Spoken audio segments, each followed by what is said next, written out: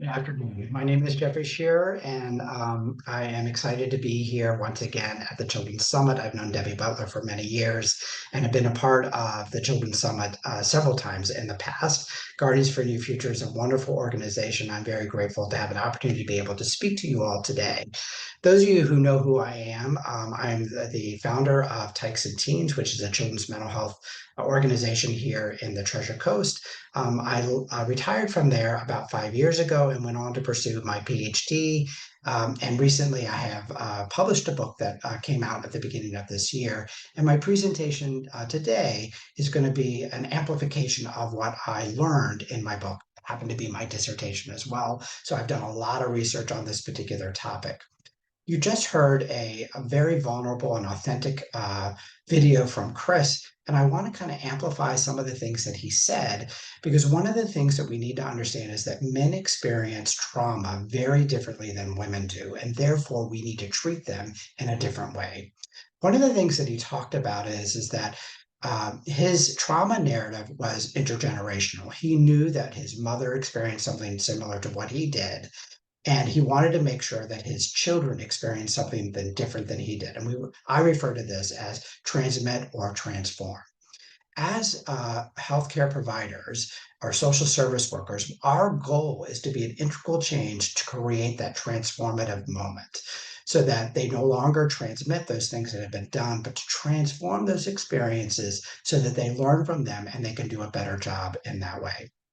So it's going to be a big part of the conversation I had. I'm going to talk about some of the things he talked about in the video that is specific and unique to men, but we're also going to learn about lots of other things.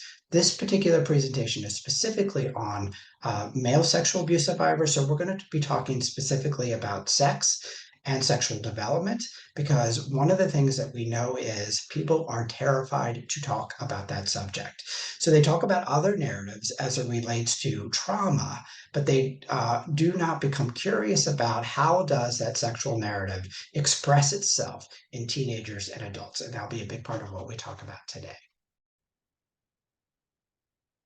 Now, as you can see, I'm using technology, so I'm not sure I'm an absolute expert at this. So hopefully this is coming through well. This is our backup plan as we weren't sure that live streaming was going to work. So this particular video, not only if you're seeing this today at the Children's Summit, but it's also on my YouTube page.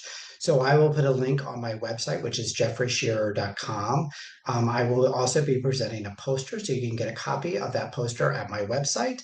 But you can also be able to get that from one of my colleagues who is sitting there in the audience. She happens to have some copies of my book, but she'll also have a copy of the poster as well that you're free to get. I'm not sure I have enough for everyone. So if you don't, you can go to the website to be able to retrieve that. So hopefully this comes across clearly to you. So let's go back to the presentation. The title of my presentation is Beyond the Cycle, Trauma's Three Components and Their Impact on Sexual Development. Now, I always want to simplify what is trauma, which is what we're going to do today, because every single one of my clients that I work with can name these three elements, because what I want them to be is to be curious about how those three elements are existing in their life today. Right? The essence of PTSD is how the past impacts us today. Now, one of the things I also say to my clients is that PTSD absolutely is recoverable. And when I talk about that, what I mean is not that you're never going to be triggered again, but that your triggers do not impact your day-to-day functioning, that you will have the resources and you'll quickly be able to rely on your resources to get yourself back on track so that you can be fully present in your body and in your relationships and in your community. And that's a part of what we're going to talk about today.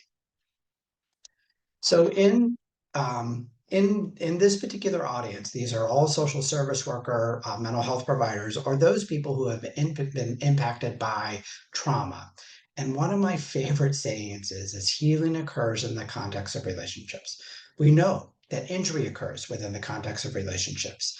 So we can focus on that victimization or staying in the past, or we can focus on what can we do today in order to create that transformative moment that Chris was talking about in his video.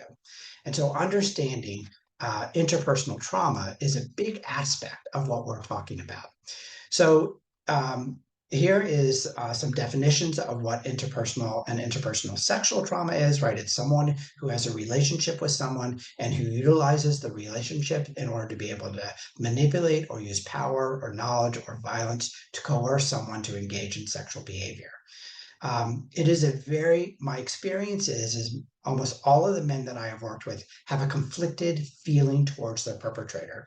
So this right here is something really, really important to understand, because as a society, we say we want to eliminate all of those people who do that.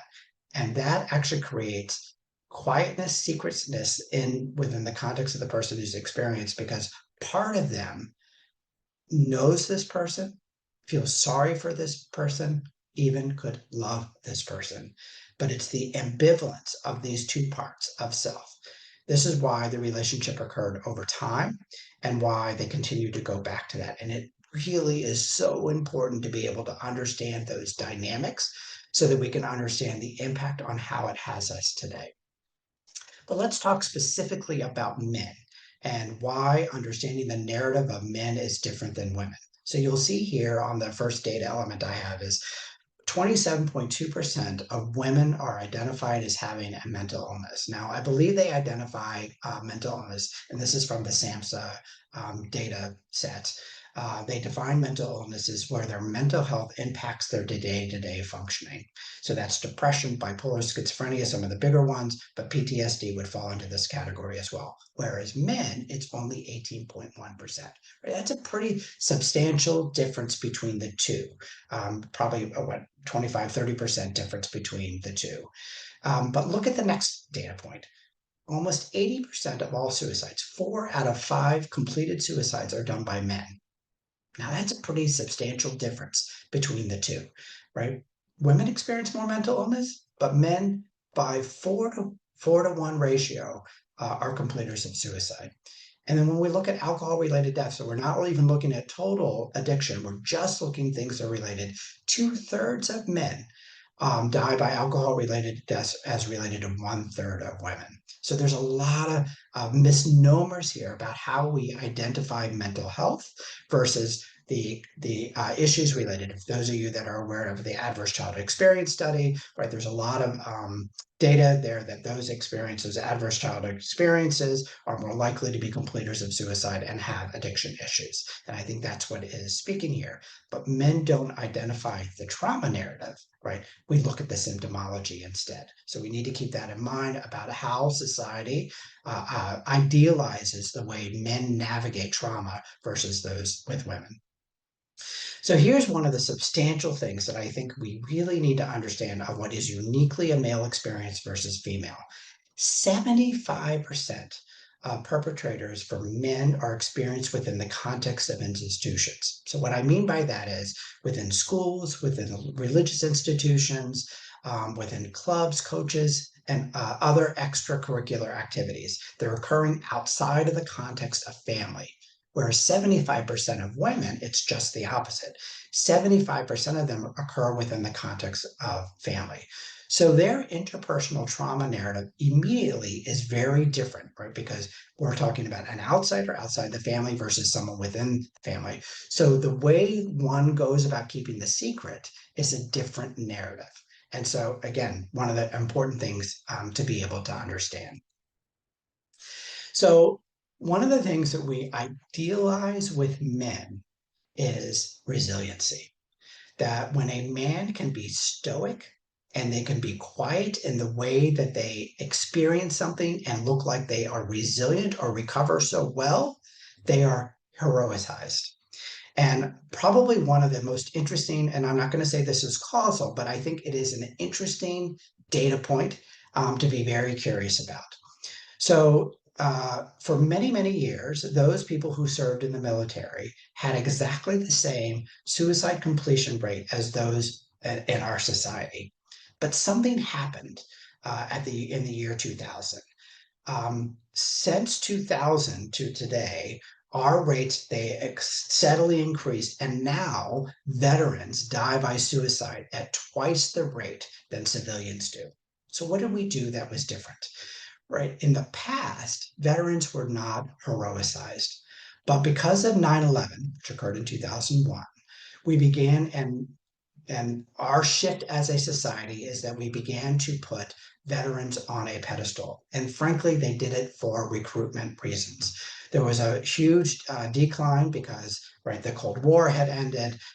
We did not have the number of people who were enrolling in the military as the way we did. And so one of the methods that our society did well, if we heroicize people who serve, people were more likely to be able to join. It makes sense and probably was very productive. But when we began to heroicize, right, that masculinity element, that resilience element became a much, much bigger deal. And those that have ever worked with veterans, we know that they see and experience absolutely the worst of humanity. And they are horrific incidences. And yet we tell them, don't speak up, be resilient, be a man, and navigate through this, leave it behind, right? That what's in the past is in the past, be in the present, except that's not how the human body works. And so that is my theory or hypothesis as to why there is such a difference between 2000 and today, and why veterans die at such a huge risk. One of the other things is that vulnerability, expressing of emotions, is perceived as weak. And those people who have experienced trauma, masculinity is one of the driving forces, because they perceive that their vulnerability, their weaknesses, is one of the things that drove them to be victimized in the first place. So they actually become hyper masculine individuals. And masculine people do not express their feelings. They do not share any kind of sense of weakness. They become stoic, they become resilient, they become self-reliant. So that's one element. The other element is when we're talking specifically about sexual trauma, there is a reluctance to report. Now, there's a reluctance to report for anyone. We see what happens when people report. Often the victim is villainized. They think that and I think all of us have experienced many of those things, that when someone comes, they begin to blame the victim. And that's a big part of this as well. But what's uniquely different for men is there's the element of homosexuality as well. The mass majority of perpetrators are men. And even though there is no conflation between homosexuality and being a perpetrator, it is perceived that if you are abused by a man, therefore you are going to become gay. And so that is that issue.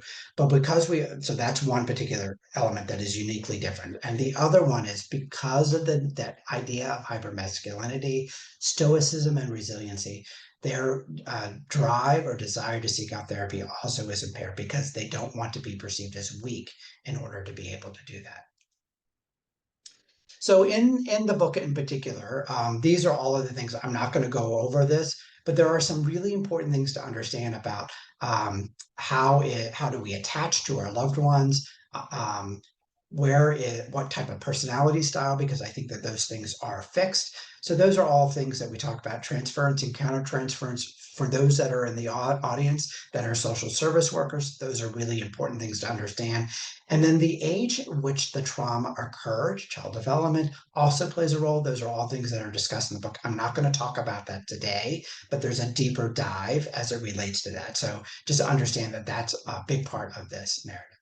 So this is the poster that I was referring to. Again, Joni in the audience will have access to this copy. And if you don't see it, you can also find it on my website, which is jeffreyshearer.com. You can also find it on beyondtheshinyobject.com as well. So both of those have all the stuff that's related to my book. This video you will find there as well. I presented at the ASEC conference in Las Vegas this past June, which was a very exciting thing. But what I did is I talked about how PTSD, which are those three elements, and we're going to get to a deeper dive, impacts our sexual development. Because when most men come into treatment, they come in because they're having a problem. It's what I refer to as the shiny object. They're coming in because they have hypersexuality. They're coming in because they're identifying themselves as sex addicts. And again, I have a whole thing about sex addiction. I perceive that as a shiny object because That is symptomology, is not etiology. And so what trauma is the origin of what creates the trajectory for that to come. The other thing that people come into treatment is for sexual dysfunctions, right? Delayed ejaculation disorder. They come in for premature ejaculation. They come in for erectile dysfunction. So again, when we begin to understand PTSD and the connection with sexual development, those things will make sense, and I'll get into that later. I talked about earlier about hypermasculinity, and this is where they begin to fear any feelings related to something that they may perceive as feminine. Now, again, this topic is not necessarily about fetishisms or other parasexual behaviors, but one of the things that I have learned in the work that I've done over the past 5 years is the more you suppress something within yourself, the more likely it is to become covert and more likely to impact yourself and those that love. The third column that you see here, again, I'm not going to talk too much about that in today's presentation, but it's spoken about extensively in the book, is what are those 15 characteristics in order to be able to be a fair witness. Now, so there are some things that Chris spoke about that I'm going to talk about in this presentation today, because I based my presentation on a lot of the things that he talked about. And what can we do as social service providers to create that healing moment in our relationships?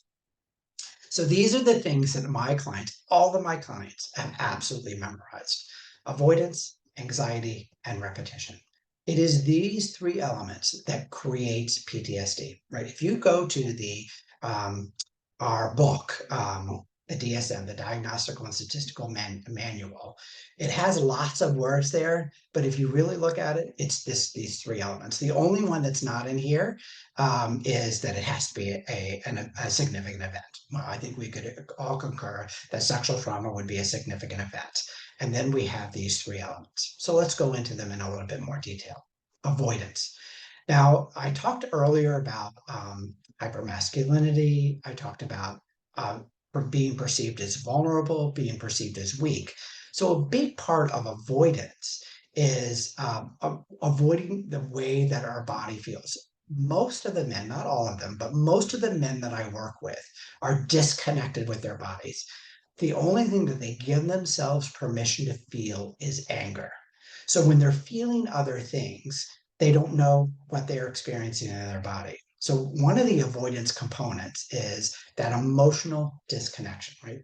They're allowed to have anger, but that is about it. And there are a lot of spokes in that, right?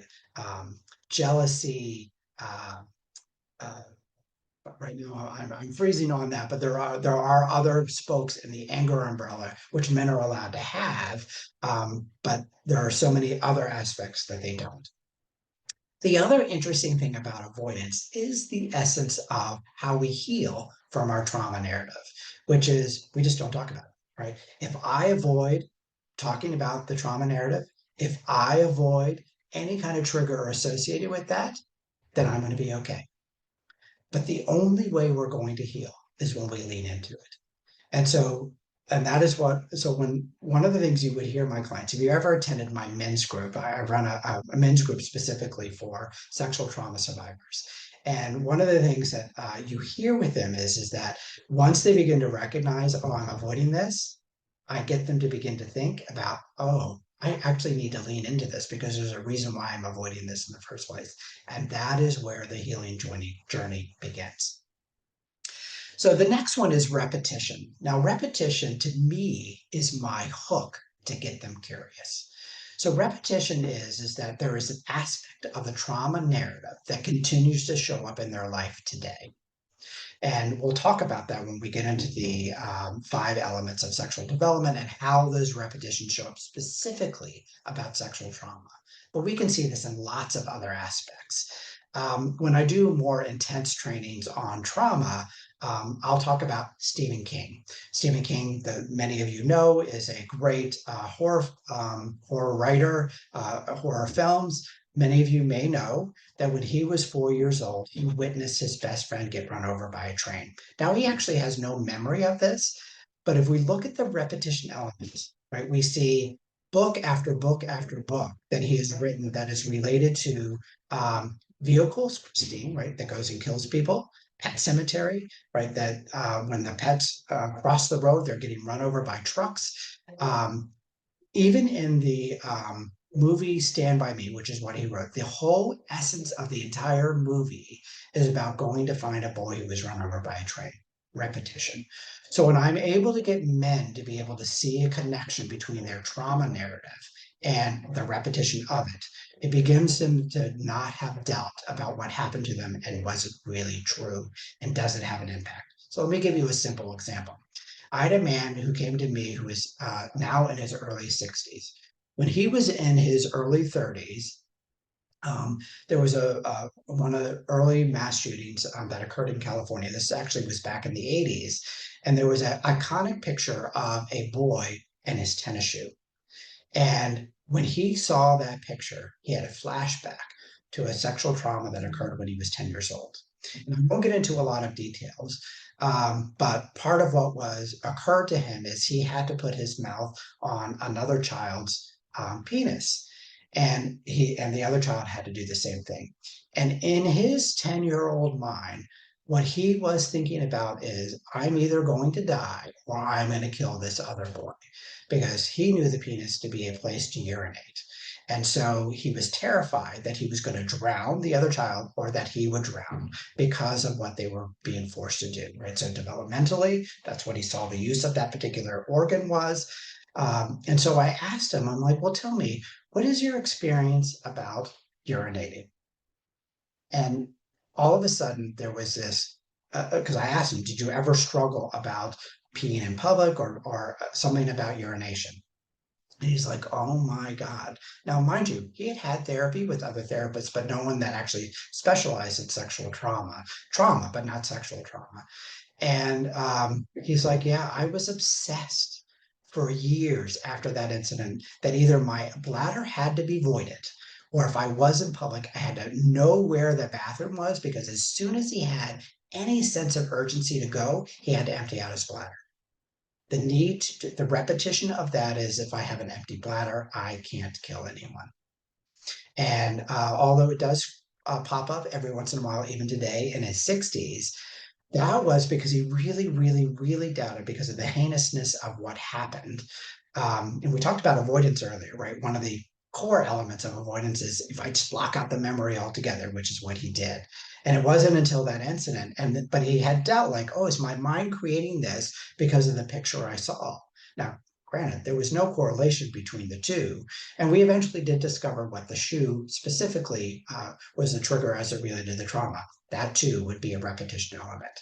So as I get men to be more curious about how does the trauma narrative impact you today, where are the triggers associated with that, the repetition element, it allows them the opportunity to no longer have doubt about what their experiences are, because the vast majority of the men that I work with have had doubt of, am I really believing, is this really true what I am believing, the avoidance?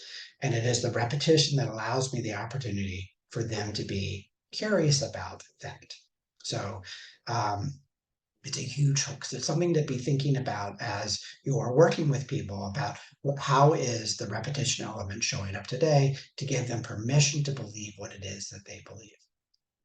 And that third element is anxiety.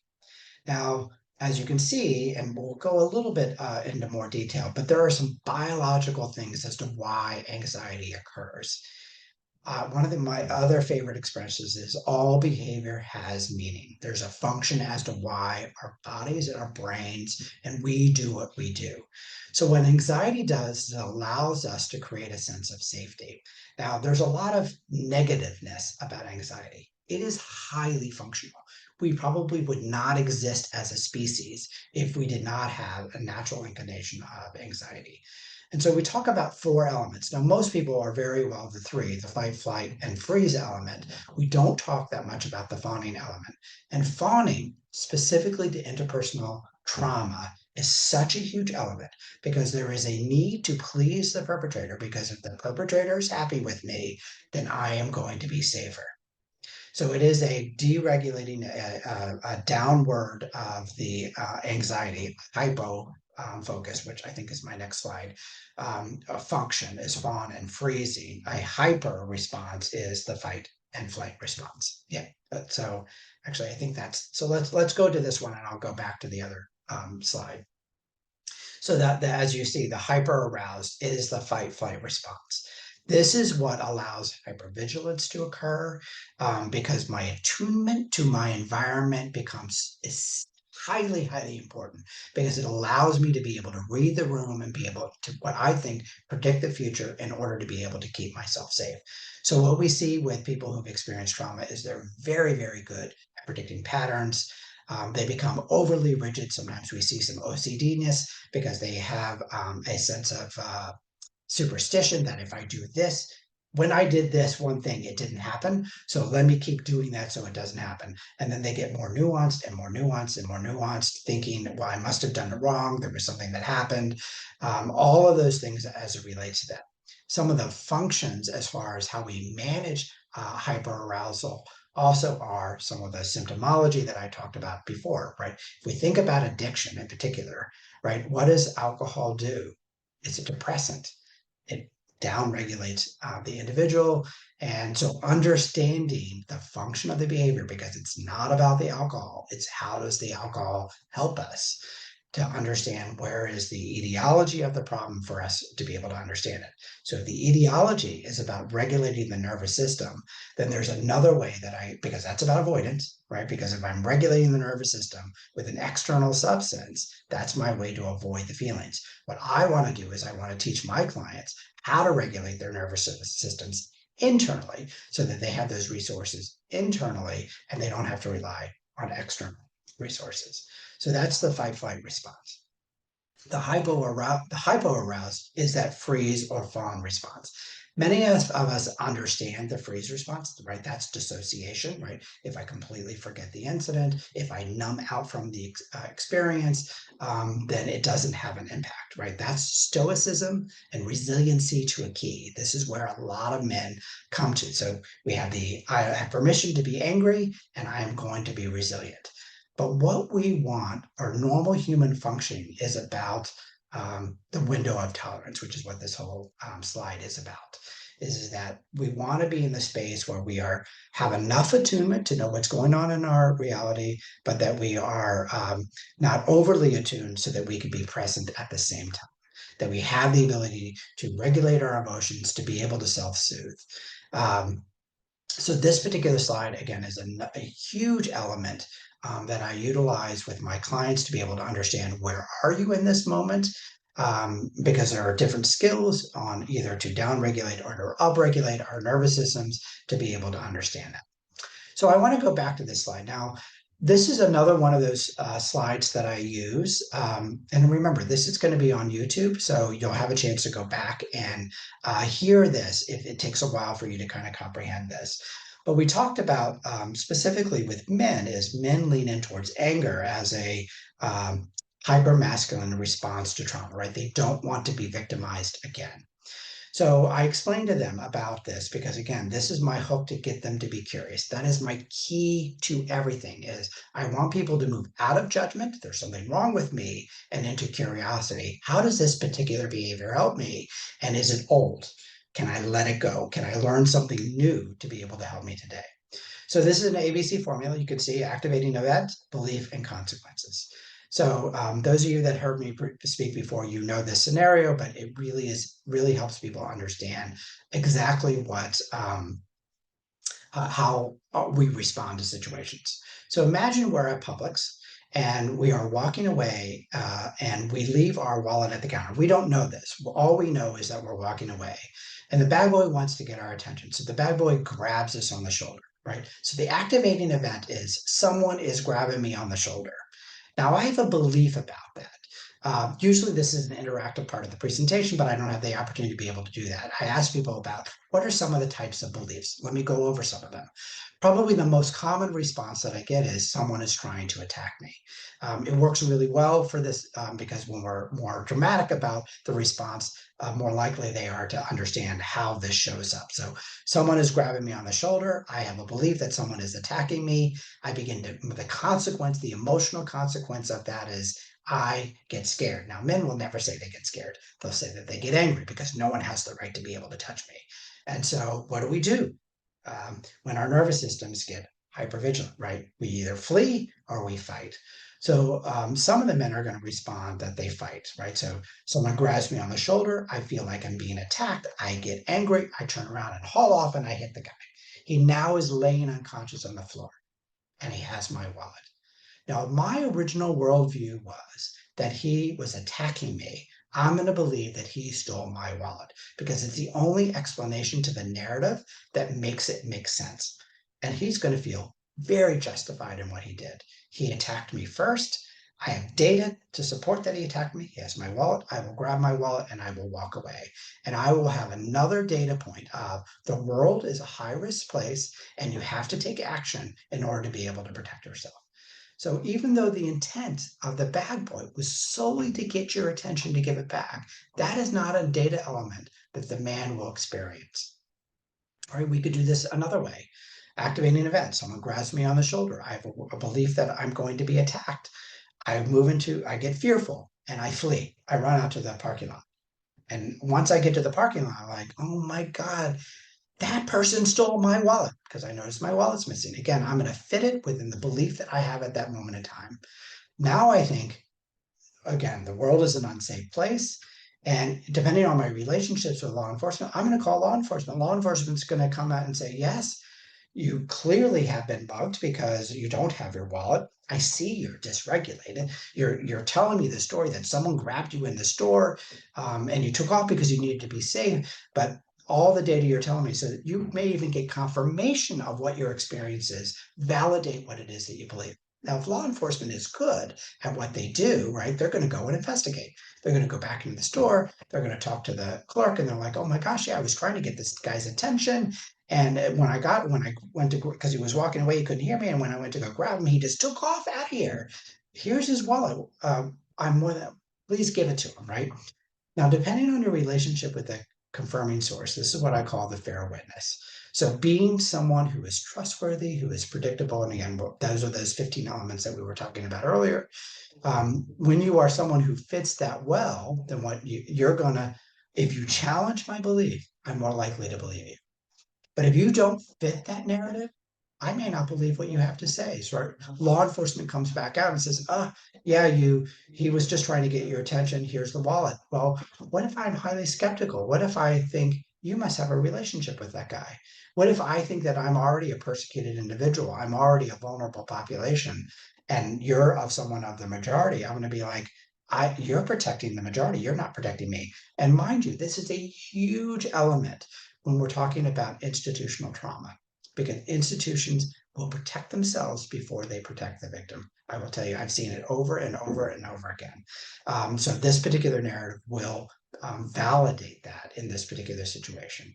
And now, once again, I will be perceived, even though in this particular scenario, there's a distortion in thinking. I'm not going to be challenged because of my relationship with the person who's challenging my worldview. And that is why understanding the concepts of what a fair witness is so essential in what we do. I have seen in my career when working with people within the system who will lie to children in order to protect them. But when we do that, we create dishonesty within the system. And so that's why humility is such a huge part of, if we make a mistake, we need to own it. And we need to tell the truth. Now, there's ways to go about doing that in a good and an effective way, but that is something to think about as you are having a relationship with someone who's experienced trauma and you're within the system, sometimes within the system that created the trauma in the first place. So things to think about. So I talked about right, the window of tolerance. It's this previous slide, but I want to go a little bit more detailed about that hyper-aroused and hypo-aroused response. Again, with my clients, part of the big educational element, which is the first phase of treatment, because before I can do any kind of trauma work, I have to teach them how to regulate their nervous system. The one thing I do not want them to do is to utilize external resources to be able to regulate their system. So part of the repetition element that we talked about earlier is a way to regulate the nervous system. So if I've got a client who's coming to me because they have hypersexuality, the one thing I don't want them to do is, in order to regulate their nervous system, they utilize one of their compulsive behaviors in order to be able to, because that creates a shame spiral, which is another dynamic which I'll get into later. So the first thing I have to do is I need to educate them, get them connected to their body, get them to begin to understand that window of tolerance, and that's where I want them to be. Because when we begin to lean into the trauma narrative, right, the avoidance is going to kick in because they don't want to feel the anxiety. But if I can teach them on how they can navigate their anxiety, their ability to be able to lean in comes in. But I have to be able to name, how are they being dysregulated? Are they being hyper aroused? Are they being hypo aroused? Now, there is a tendency for a default way to respond, but I will tell you, everyone has both elements, and we have to be curious about when and how are those things being showed up so that we can recognize the patterns of behaviors so that I teach my clients the right tools to be able to use to get them back in the window of tolerance. So we talk about that, and this is a top-down intervention or a bottom-up intervention. So I don't, so I actually have a slide on this. So a top-down is I'm using my cognition, right? There are two essential elements to us as humans, the way we think and the way we feel. The window of tolerance is when there's congruency between the way I think and the way I feel. So if I have someone who is very much dysregulated in their body, right, what I want them to do is, right, because they have too much here, I need to create balance up here. And so I want them, this is what CBT is. And it's funny, right, because with men, right, most men dissociate from their body. CBT is not going to work. They intellectualize till the cows come home. But you need to understand that that is a top one is a top-down intervention because there could be there are other elements to distorted thinking that we need to get into when we're specifically covering the trauma narrative. But as far as focusing on the window of tolerance, most men are not going to use a top-down intervention. We're actually going to be using a bottom-up intervention because we need to get them to feel first in order to regulate. So they're going to overthink. Their anxiety is going to be overthinking. They're going to be pattern recognition. They're going to be rigidness. That's because they're going to have overuse of their top. And so we're going to have to go to the bottom up, which we'll get in. But these are some of those strategies. Now, mindfulness, another overused word, in my opinion, another overused word in our profession, because mindfulness actually is both a top-down and a bottom-up intervention. So typically when you see people talking about top-down, right, we're talking about guided imagery, we're talking about using our thoughts in order to be able to regulate our emotions. Again, for someone who feels too much, that is the right thing. But for men, so when I hear meditation, many of the men that I work with will utilize meditation as a means to, guess what? To avoid, because they dissociate. They go somewhere else. And that allows them the opportunity to, so they look like, well, I'm doing the intervention, but they're actually using the intervention as a means to be able to avoid, to dissociate, to be in that hypo-aroused state. So the opposite is the bottom-up response, right? So for most of the men, they're overthinkers, right? They're patterned, they're rigid in the way that they think. They're going to fight you tooth and nail to change the way that they think, right? That's what I mean by rigidness. It's just not true. That can't be. That's not the way it is. So the first thing I have to do is even get them connected. Well, where do you feel that? I don't feel it anywhere. As they pound the table or their hands are clenched or they have very shallow breath, right? I'm very attuned to what's going on with their body. And when part of a bottom up strategy is to get them, well, I'm noticing that the vein in your neck is beginning to bulge. I'm noticing that your breath is quite shallow. So when you begin to point out to them how their body is responding, it gives them a chance to be more attuned to that. Now, in this case, mindfulness is really about focusing on the body. So one of my favorite strategies is the 5-4-3-2-1 technique. And what I do is I ground them within the context of the five senses, right? And so it's 5 things, and it can be in any order. There's no right way to do this, but we want to go through all 5 senses. Now, I typically start off with 5 things you see because it's probably the easiest, most non-observable strategy that they can do when they're out in public, or because people don't want to be noticed. But for instance, you can't see this, but I have a painting that's above my computer here. And in the painting, there are people in the stream that they're fishing. There are people, it's a Haitian art that I have above my desk, and there are people in the crops, picking the crops. There's a cow drinking out of the water. So when I'm doing 5 things you see, I would describe that painting, but that would just be one. Because what I want to do is I want to slow the thinking down as it relates to the 5 senses. The picture is one. Describing the picture is in the context of the one. But then I'll go and I'll have them identify 4 of the things that are in the room, again, with intention and to slow it down. Because rapid, rapid, rapid, rapid. They're doing that because the flight of ideas that are in your head, right? That's the top is out of proportion to the bottom. And I want to slow down. I want to have a sensory input to slow down to get into the feeling. My next one is 4 things you touch. And again, it's not just I touch the arms of my chair, but describe what the sensation feels like. So it requires difficulty for them to slow down enough to allow the input of the senses into the body. That's an element of mindfulness, right? Dissociation would be, right, more of the guided imagery. This is actually in the body. So it's, again, not mindfulness generically, but what type of mindfulness are we talking? A top-down mindfulness, a bottom-up mindfulness. And again, being able to name the intervention, and I actually name quite a few in the book, is really important to help regulate my clients. Again, this is what I do at the onset of treatment is, one, I need to convince them that trauma is impacting their life. So that's my first cell. That's the anxiety, avoidance, and repetition. The next one is I need them to name about how do they identify the way that they cope with their anxiety and their avoidance. And that is this bottom up and top down. And then I go over these, I give them the tools, I have them an opportunity to be able to practice the tools.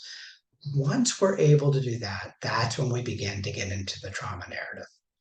So this would be a great place where I would ask you some questions. Again, if you have any questions, by all means, you can put it in the comments. I'll stay tuned to my YouTube page. You can email me. Again, Debbie's going to have my email address. I'm more than happy to be able to help you out in that way. But those are all things that we talk about in the intervention. Now, this particular presentation is about the conflation of sexual development and PTSD. So we need to go into sexual development. Now, Denis Dailey is an educator. He was a sex educator out of Kansas, I believe. Now, remember, my PhD, my dissertation is on this topic. So everything had to be evidence-based, and it had to come out of a peer-reviewed article. And so brilliantly, this man created this what he calls circle of sexuality. And when he did education in the community, he would talk about these 5 elements in the way that we go about developing our sexuality. Now, in the next couple of slides, I'm actually going to begin to conflate PTSD and the sexuality, the circle of sexuality together right from the get-go. And we're going to go over all 5 of these elements. So as you see, in the first one, sensuality, I actually create a definition. This is the conflation of the 2 at the same time. I do this so that so that we can complete this training on time. Again, this is in much more detail in the book. But it helps us understand the repetition element of how sexuality is impacting us to today. So we often want to pathologize, and this is where I say all behavior has meaning. The first thing that I want to teach my clients is, how did this behavior help me? There's no way that it helps it. The mass majority of my clients, one of the reasons they are coming to see me is because they visit sex workers. There's a tremendous amount of shame of visiting sex workers, as you can imagine. And so when they say, how in the world can visiting a sex worker be helpful? Well, let's think about it. Let's be curious, right? And I allow the opportunity, right? Because pacing is a big part of what we do in our work. Pacing, and I didn't get into this, but another technique that we use when we are in relationship is something called co-regulation. Right? So all children learn how to co-regulate with their parents when they are very young children. Now, this is one of the things that we talk about is, well, if I have a parent who doesn't know how to regulate, how are they going to co-regulate with me? Well, that's another trauma narrative. And so we need to be curious about that and what are the tools that those clients. That's why there's not a direct line of A plus B equals C. Humans are incredibly complex, and there are a lot of elements that play a role in that, and we need to be curious about that. But let's go back to how would visiting a sex worker be helpful to a client? Well, one would be it's transactional. It gives me some sense of control of the environment. When I was victimized, I was powerless. But in this particular situation, since it's contractual, I feel like I'm in control. So it gives us an opportunity to be able to be in control of my sexual experience. Another one would be often what I see is that one of the things that they want to engage with or they would not engage in particular sexual behaviors with their partners, but they would with a sex worker, right? So there's some shame in regards to that. And most of the time, what I have found is it's a repetition element of their original trauma, creates so much shame that they don't want to impose this onto their loved one. And so they do it with a sex worker. There are quite a few other things of where engaging in that behavior is helpful. When I get them to be able to understand that, that's what helps me understand, well, what is it that they need that I need to replace it with? So if it's about being in control as it relates to sexuality, then how do I give them in the context of this relationship so the desire to replicate it in a sex worker relationship begins to go away? One of the things that we try in our society, right? We pass laws, we shame it, we say that they lack moral turpitude in order to be able to do these things, and that we're missing the function of the behavior. When we understand the function of the behavior, we can figure out what is the resource they need. I can give them that resource, and the resource replaces the function of that behavior. And so now it fits within what we call egosyntonic. It is more in nature of who they are as opposed to this compulsiveness. Again, and many of those compulsive behaviors are very covert because they have a lot of shame about it. This is why one of the things you'll hear me say is we want to move from judgment, things are bad, to curious, how is it helpful for me? And when I am able to move out of judgment, because judgment's what keeps secrecy, it's what shuts us down.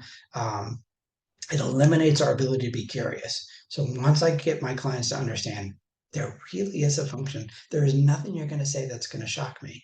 And so how do we lean into curiosity here so that we can identify what the resource that you're looking for, that you're getting here, that you know is not healthy for you, i.e. over drinking, right? That's impacting my liver. It's impacting my relationships. It's impacting the way I navigate my job or the law.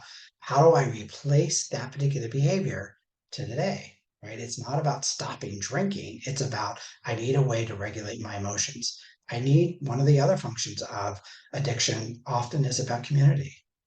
This is why elements of AA is so important, is because now I have a tribe of people who are all shamed with me, right? We're all have this disease together. So you guys are going to be able to understand it. But that's not what I want. What I want my clients to understand is it's just a function of behavior. I didn't know how to regulate my nervous system, or my sense of authenticity was so damaged because I felt like there was something wrong with me because of behaviors that I engaged with, that I don't deserve to be with a healthy person. And so they find a community elsewhere. One of the examples I give is if I'm a heroin addict and I fly to Denver, within 5 minutes, I can find my community. I can find someone to use with. I will always have a sense of community. Now, it increases my health risks. I could overdose, right? There are a lot of negative things, but needing to belong, Gabor Mate often talks about the drive of authenticity versus belonging. And one of the things we know about trauma and sexual trauma in particular, it impacts our authenticity. And so we negate or we covert some of those behaviors in order to be able to belong. The problem is we covert things too much, it squeezes out and it turns into compulsive behavior. All right. So let me get focused again back on sensuality. So the definition of sensuality is the awareness, acceptance, and enjoyment of one's own body and the bodies of others. So I talked about earlier that one of the more common phenomena is men dissociate from their body, right? They're more of a top, they're a thinker, they're not a feeler. So you can imagine how sensuality has a huge impact on them. So when we think about functional behavior, we could think about premature ejaculation, right? If I end too early, then I don't have to engage in the behavior, right? It's my way to be able to avoid sexual contact right from the get-go. Delayed ejaculation disorder, right? Same phenomenon is if I don't feel anything, my ability to get there can be imposed. And in some relationships, that can have a huge impact, including right impregnating someone, right? If you can't ejaculate, and I have seen this with clients where their inability to be able to have intimacy in that way, and it's about avoidance.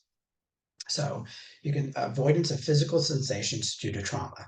So depending, and there again, we can be very curious about how all of those things show up within the context of the client.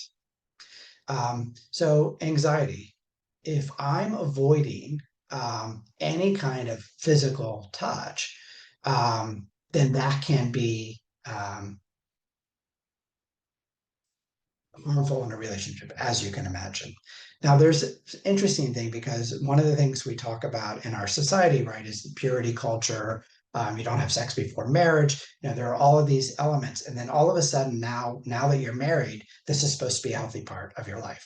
And often there is this conflict because that the brain just doesn't shift. Like, oh, now that I am married, I'm supposed to be able to enjoy and love all of these things. And yet a lot of that shame sits there. That's true for sexual trauma as well. And the idea of this particular presentation is really to get you curious about these things and how do they show up.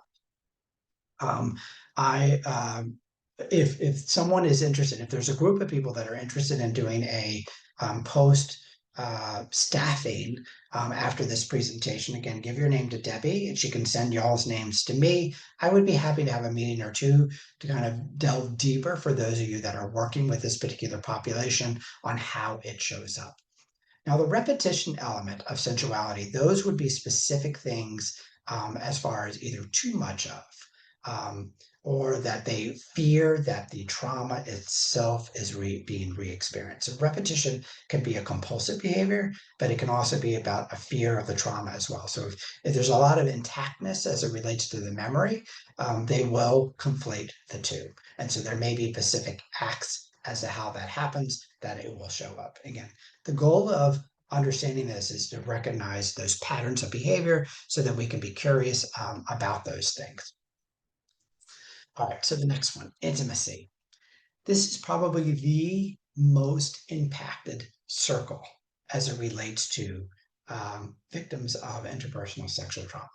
It makes sense because it is the use of the vulnerability of the relationship in and of itself that is manipulated in order to create the secrecy. So he defines the ability to be emotionally close to another human being and accept closeness in return. Now, one of the things that men conflate, and there are some women that do as well, is they will conflate physical intimacy with emotional intimacy. And that is not true, right? Those are two distinctly different elements. But he talks about intimacy from a vulnerability perspective. So what you will see is a man will be happy to be able to have the transactional sex because that's intimacy, but they struggle being emotionally intimate.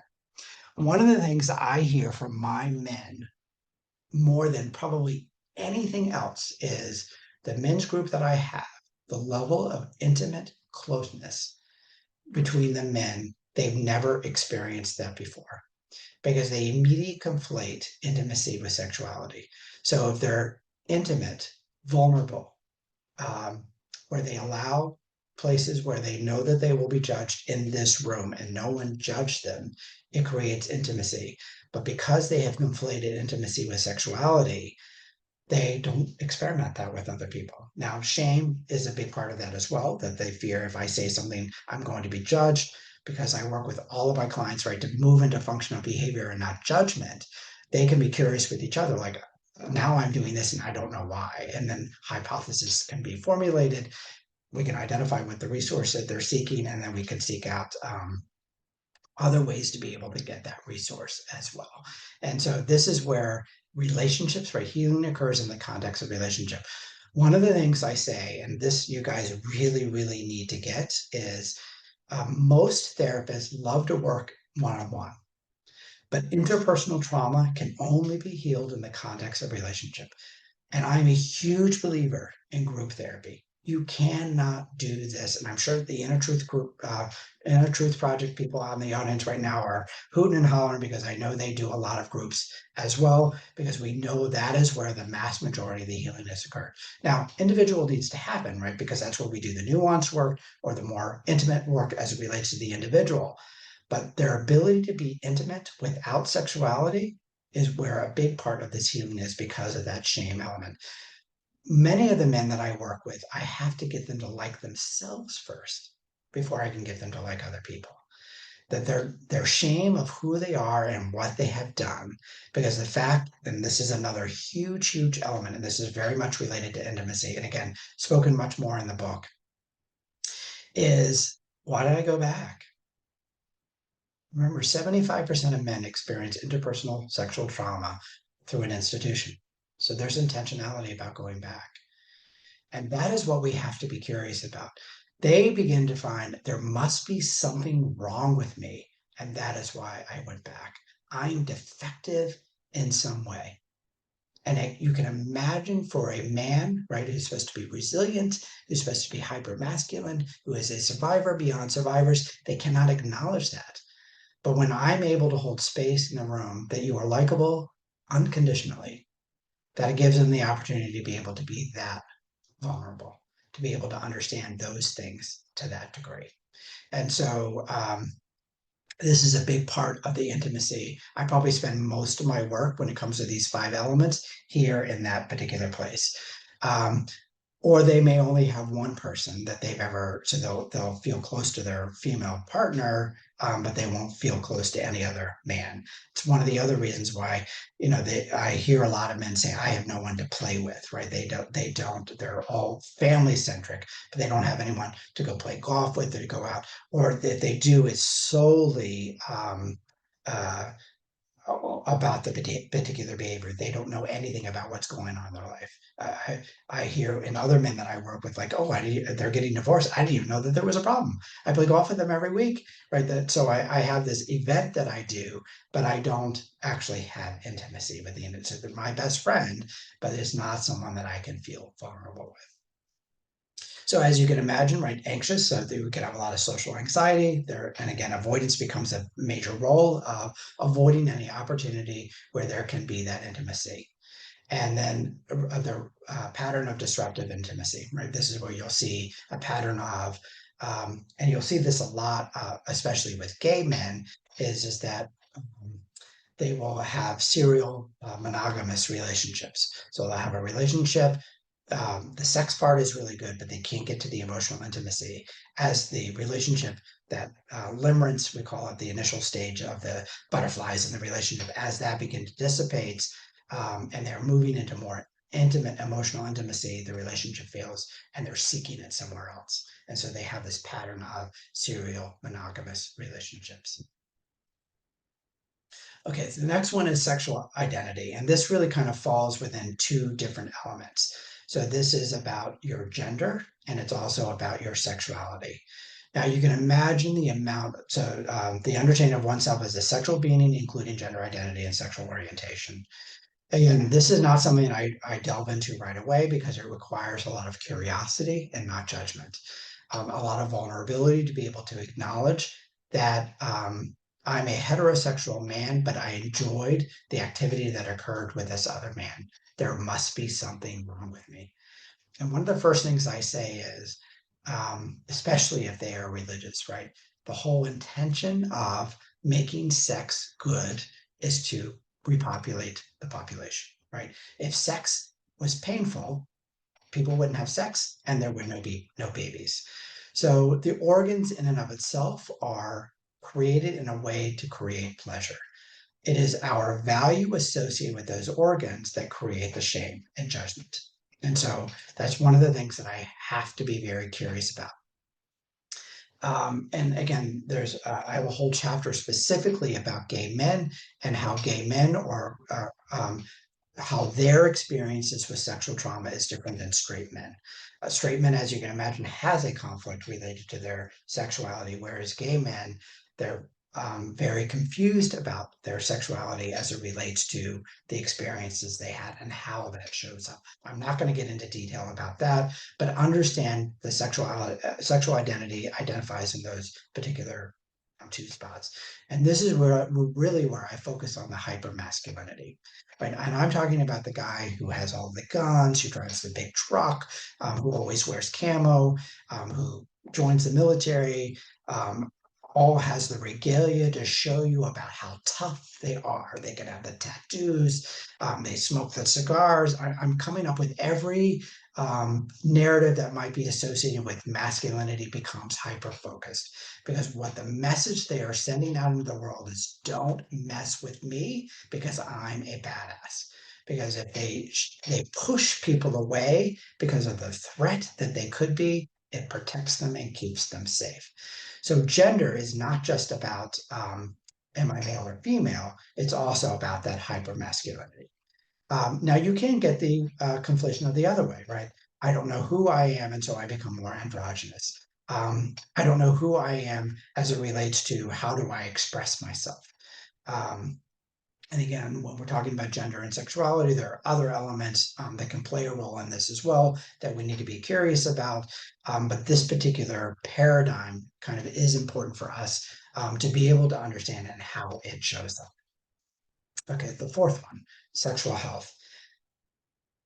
This one we do not talk about enough.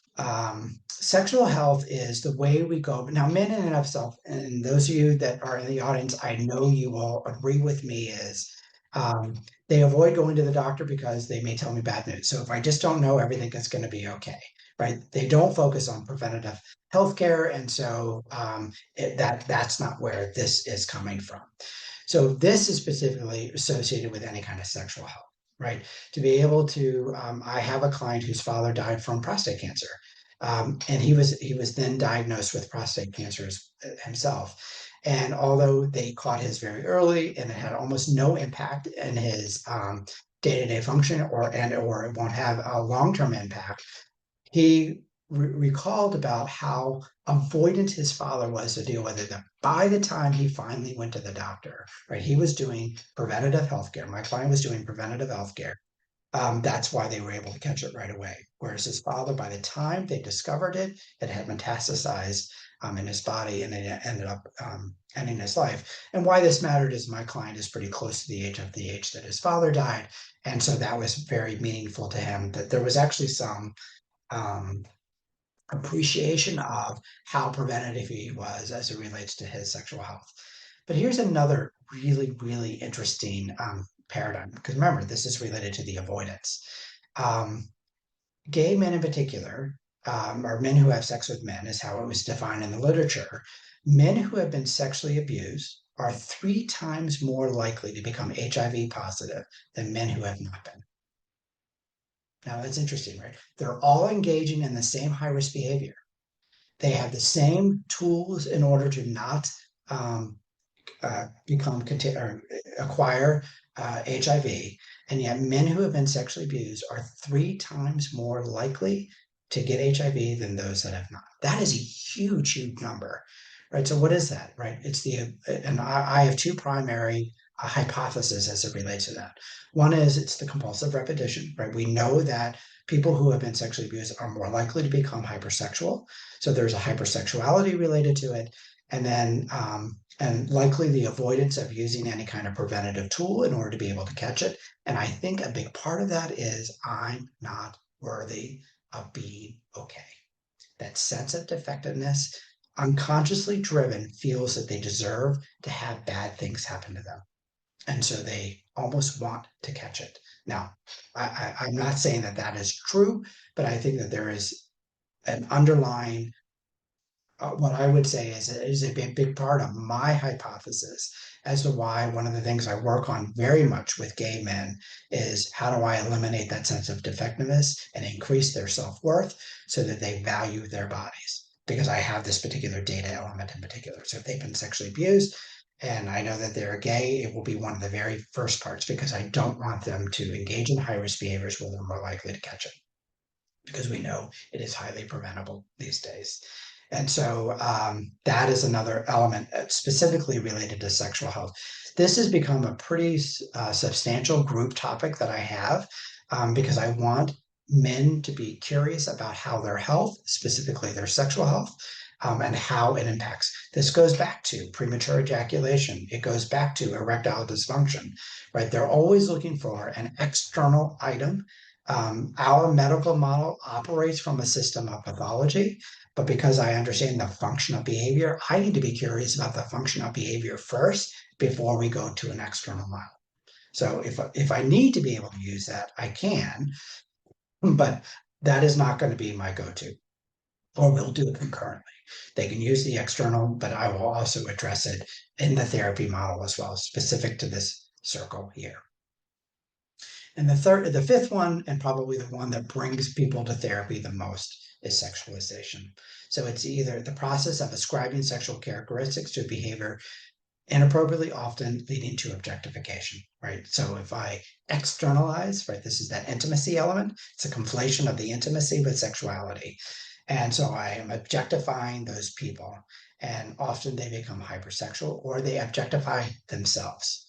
So my self-worth is related to the conquest that I have. My self-worth is how I am being perceived by other people. And because my self-worth was identified in this interpersonal sexual trauma, I will utilize the same thing in my life. So I can have a monogamous relationship with my partner, and then I can see sex workers on the side in which they objectify me or I objectify them, which allows me to create some sense of self-worth. One of the biggest things that I see with men is that when they begin to have some self-doubt, they don't feel like they're good enough, they'll go onto one of the dating apps to be able to find people to hit on them. And many of their partners are not happy about that at all. And that's why it becomes covert, it becomes secretive, and it looks like it's pathological. But if I understand it's not it's a compulsive behavior, yes, but it's a compulsive behavior because it feeds a sense of self-worth. If I identify where's the wound originally, how do I clean that up and help them identify other places to be a sense of self-worth? This is a big part of the sexuality. Um, Sometimes there is avoidance as it relates to this, right? We'll have people who become asexual, they become absent. Again, there is a belief system out there that asexuality is part of the continuum of sexuality. Given that I understand that there are different sex drives, I think that there is a reasonable hypothesis that there is a sex drive out there that is asexual, but I need to be curious with my clients about where that shows up as well. And how does that impact themselves or impacts the way that it shows up in their relationships? Um, Sometimes we will see this of they'll masturbate, right? They'll do the solo practice, but they won't do that in the context of a relationship. And so that becomes an interesting narrative. Again, something that I need to be curious about. What is the function of that behavior? What is true? What is not true?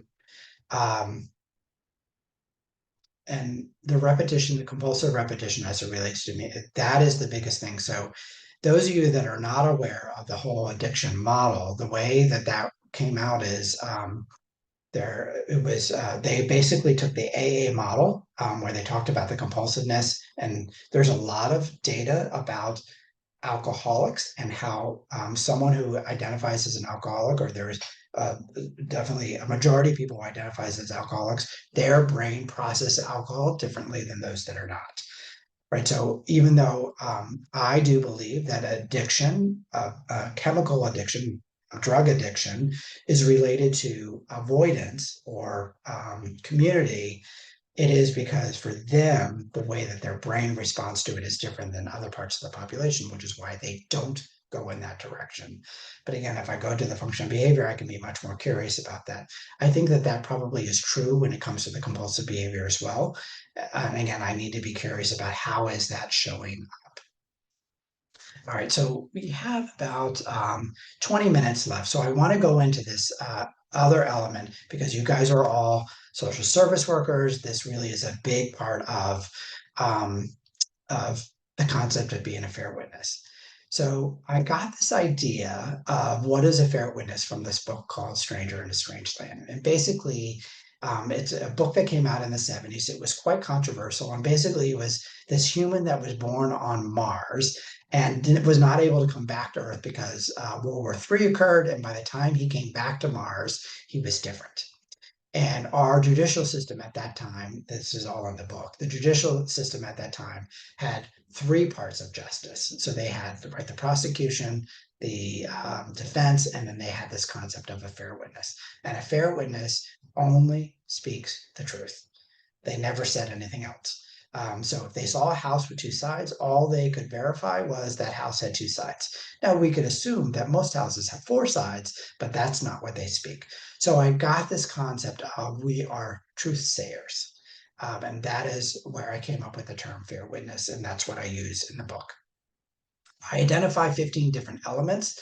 I don't want to go through all of them because we really don't have time, but there are some things that Chris had mentioned in his testimonial that I thought was really important as it relates to it.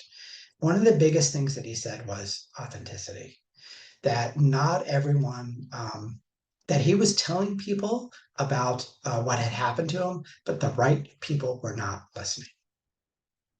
So in our world of if you hear something, you must report it, we have to be careful about what does that mean? How do we hold that information in a way? So when I ever report, I always report with my client. And if the perpetrator is a family member, I will report with both of them. Now, again, there could be stuff that I feel like that the child's safety is at risk, right? If I know that the department may remove the child upon hearing the story, because there are some cases that are that severe. Many times it's about neglect, and so if I'm a mandatory reporter and I need to report it, how do I do it so that it doesn't impact the relationship? How does it land to the person you are telling the story? And this is why I also talk about the judgment versus curiosity. I want to be curious about what that experience is, as opposed to that experience is bad. Your parent is bad. I want to be curious about what's the function of the behavior. So understanding there's this conflation between these two elements, my ability to be authentic and my ability to be able to contain the story. Now, one of the other things I do talk about when it comes to containing the story is not all of us as providers have the ability to hold a story without it impacting us. When I say to my clients, or many people ask how, I've been doing this for 35 years. They're like, how can you hear all of these horrific stories and still practice as a clinician? Why are you not burned out? Because I learned very early on, and frankly, probably because of my own trauma narrative, I have a great ability to be able to hold the story and then give it off to the side, right? I'm very authentic in receiving. I'm very present with my clients when they tell me the story, but I have a barrier between their story and me because it's not about me. But I have to be authentic enough to be able to hold the story in the first place. And it's a skill. Again, a big part of my trauma narrative, and we talk about relational, is both my mother and my brother, who ended up dying by suicide, were very depressed when I was a very young child, right? So that's a lot to hold, right? So and my coping mechanism, my avoidance to that is I became psychotically optimistic, as my staff used to call me. I could see the silver lining in everything, so much so that it became problematic. But it was a wonderful coping mechanism, but it created the barrier because I could not hold their depression. One of the things early on in my personal growth story is I did psychodrama. And one of the psychodramas I did, and this is very much related to the window of tolerance, is um, I remember the energy in my household was so difficult. I used to escape out of my window at like 2 years old. It became so problematic. My mother had to literally nail my window shut because I kept going outside. And what was funny was not that that necessarily was a problem, although it should be, but this was early 70s, late 60s, early 70s. I couldn't climb back in the window. I had to go through the front door. So she knew every time that I was escaping, which is why she ended up nailing my window shut. So um, but that is such a great example of window of tolerance because my window of tolerance was, well, let me go find some joy because it ain't in this space. But it gave me a skill to be able to compartmentalize, right? I could hold my brother's story, who I was. We were only 15 months apart, so we had a very intense relationship, very close relationship for most of my childhood and most of my adulthood. And so that I learned that barrier. That's, I think, is the gift that I got in order to be able to do that for my clients. So that just kind of gives you an idea of that. So I think confidentiality affected boundaries. I think this was something that he was referring to, as well as how do we navigate the story, right? I talk about secrecy versus privacy. Not everyone is entitled to our story, but I do that because I want to keep it private, because not everyone has the ability to hold the story or will honor the story in the way that I want to. It's not because I feel shame. Secrecy is because of shame. There is something wrong with me. So if you find out, you're not going to like me. And so being able to understand the difference between that is very much a boundary. So that's one of the things I teach my clients, as well as I need to understand about who is it okay to tell and who is it not. So use of self-disclosure, that kind of is a conflation of the what I was just talking about. This to me is one of the things I think he was able to do for himself, is that he began to understand. So he talks about the repair of what he was able to do with his mother. That when he got into sobriety, and he wanted to repair that relationship, his ability to move out of judgment of his mother and to become curious as to why she did what she did. Um, I've heard on many occasions, when it's within the context of the family, that I saved the family by engaging in this behavior with my stepfather, right? This was the price to pay in order to be able to save my family. And so there becomes honor in that, even though, and again, I've heard this way too many times of where people don't believe you, where they minimize it. And again, when it comes to institutions, and you can see documentary after documentary of things that have gone on in our society about how, as a society, we have a tendency to protect institutions, whether that's the Boy Scouts, whether that's University of Michigan with the girls gymnastics, or Ohio State University when it comes to their wrestling team, and how the system goes about protecting the perpetrator because they don't want to give up the money. And we can talk about with the Epstein. If you guys have not seen the Epstein documentary that speaks specifically about what happened in Palm Beach County and how it took them, the detective who was on that really felt like his hands were tied in order to be able to investigate. And he suspected that there was an infiltration within his department that allowed Epstein to get away with. And of course, we can kind of conflate that from there, but the documentary, which came out probably 5 years ago, well worth seeing, about how institutions protect those systems, and how we need to be more curious about those kinds of things, and what can we do in order to be able to navigate that, move out of judgment and into curiosity. I say that over and over and over again. When I hear my clients say something that is judgmental of themselves or others, I get them to be, how do I pose a question in order to be curious about it? Because that's where I'm going to create the shift. And that very much goes into the shiny object. We, as a system, as humans, have a tendency to pathologize anything that is not normal. And when I understand that that non-normal behavior is a shiny object, it's not about that behavior, it's one underneath it. That is what allows me to be curious about it. That is why I called the book what I did. Is it's not about the hypersexuality. It is not about not being able to maintain a relationship. It's not about the addiction. It's what's underneath. And when I'm sure it's not it's not what you did, it's what happened to you. Something along those lines. I can't remember the exact expression, but I'm naming the shiny object because that's what people are. And my clients are very good at. One of the other things that I think is really important, specifically for men, is they have a tendency to be performative, right? If you're not going to love me for my authentic self, you're going to love me for what I can accomplish. And they become highly, highly performative.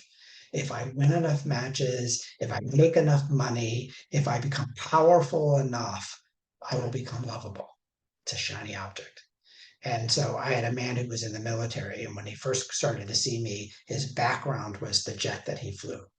And so it was a shiny object. right? It was both a hypermasculine thing, but it was also look how cool I am because I used to fly that. And he was more than just that. And when I was able to get him to understand, and he really began to learn that when he introduced himself, he realized for many, many years, he realized that he actually introduced himself as a pilot. That was his identity, as opposed to all the other amazing things about him. He was a very funny, very charismatic, very social individual, and had a lot of other things to offer. And being a pilot was just one of them. That was his shiny object, right? Performative based love as opposed to authentic love. It's one of the things I talk about. And that is what many men who have experienced sexual trauma moves toward performative, because the relationship that they had with the perpetrator, many times they felt loved by them. It was one of the first times that they felt seen by that, but they had to perform in order to be able to get it. And so that becomes humility, is to recognize we don't know it all, that we can make a mistake. We talk about the parallel process. I talk about that in the book as well, that we can show our clients how to be humble if we are humble ourselves. And so it's really understanding how do we use humility in a way that can enhance the relationship.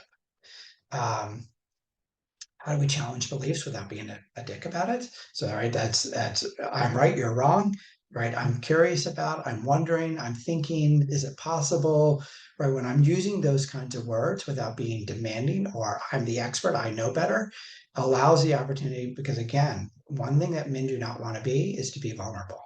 They don't want to be wrong. Being wrong is vulnerability, is weakness. And so in order to challenge, right, it's difficult to challenge anyone on a functional behavior.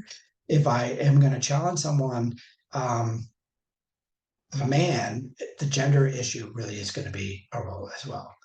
And then we do need to think about our countertransference. How does this trigger us? What does this mean about us? For many of us, we need to see men in a powerful role.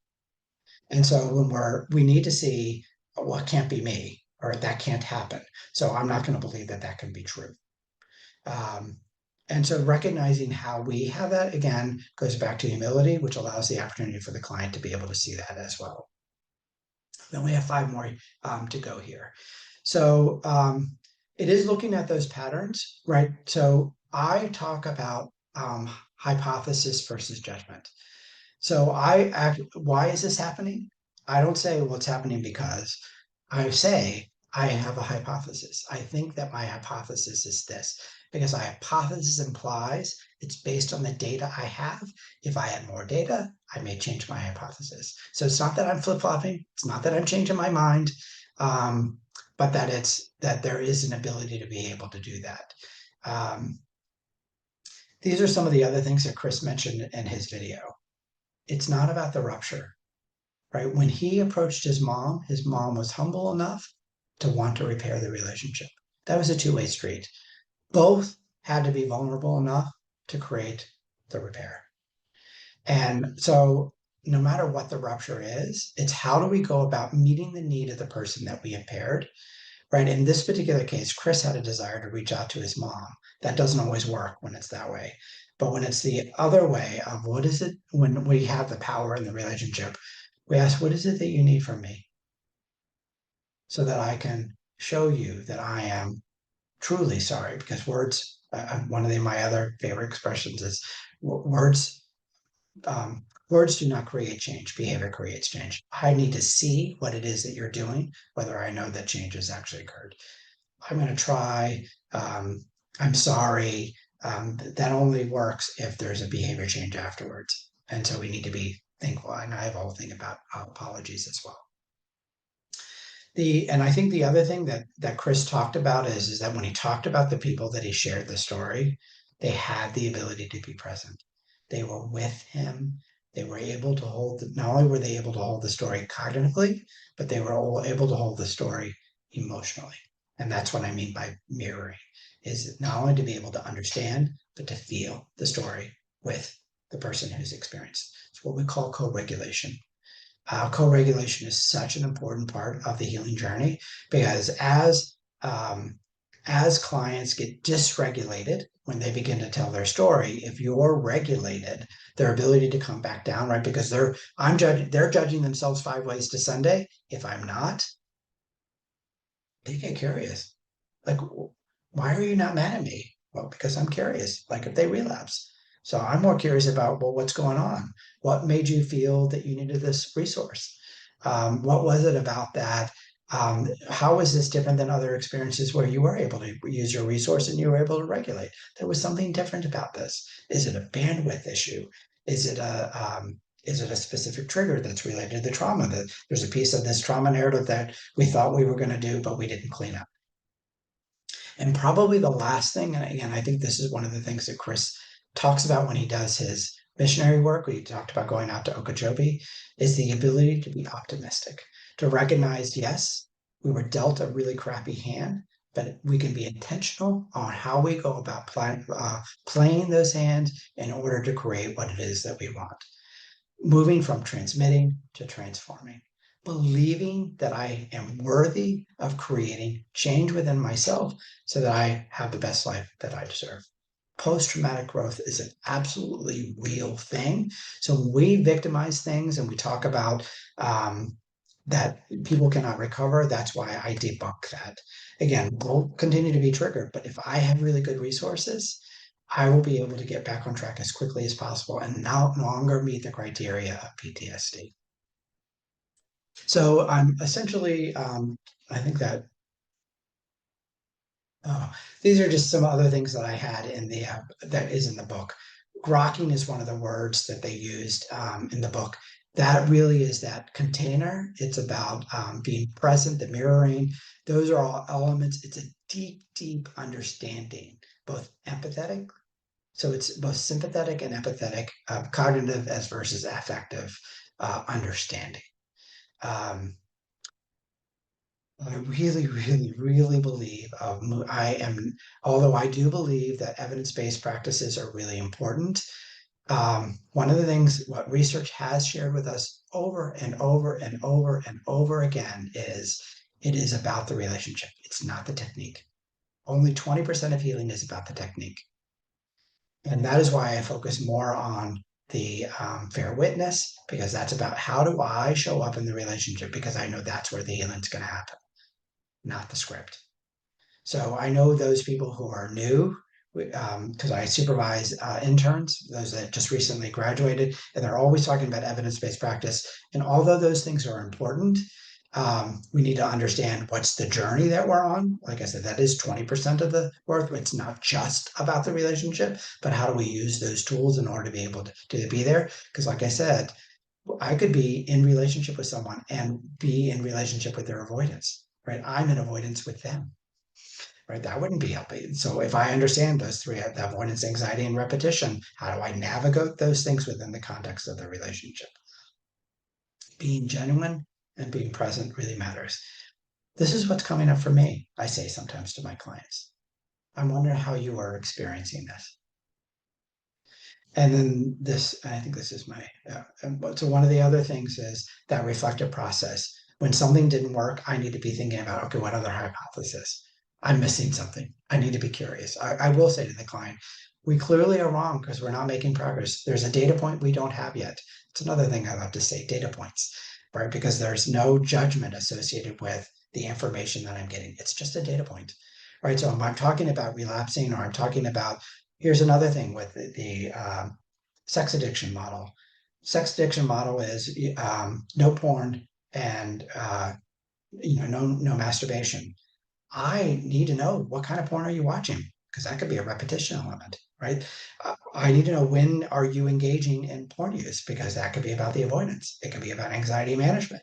So I actually need a deep dive as to where these things are coming from so that I can understand it. And then it becomes a measuring tool, right? If I just tell them grind through and don't do it, well, it's going to leak out somewhere else. They're going to use that measuring tool is going to go somewhere else. And now I'm not going to have a data point. So I actually use those things as data points with my clients. And that's part of that reflective process. So these are all of the other elements. Again, these are things that you'll find in the book. I will say one of the biggest things for children is to be believed. And that is why I focus on the repetition element, because when I was working with children, I know, and there was a divorce in this situation, right? And there was an accusation, I had to be curious right away of, is this an adult issue or is this a child issue? Are they distorting data in order to make a narrative that they want? So I always had to be curious about that. But if I ever saw a repetition element, then I knew it was true. I no longer had to worry about what is or isn't true. Um, Again, there are a lot of other nuances, things that we can talk about as it relates. Again, if you have any questions, Debbie, I'm sure is there, happy to help you. Um, my email is jeff@jeffreyshearer.com. You can also, again, either go to either one of my websites, jeffreyshearer.com, or to beyondtheshinyobject.com. I think both of those, you'll have the ability to be able to access me. I hope you have found this presentation very interesting. If you are interested in buying one of my books, again, I took my dissertation, made it a little bit more readable because that was very dry, the dissertation, you can imagine, into a more readable book. And Joni has that. She also has a couple pictures of the poster. So I hope you've enjoyed the presentation. And again, it's on YouTube if you are interested in watching it there later on. Thank you so much. And I always say, stay curious.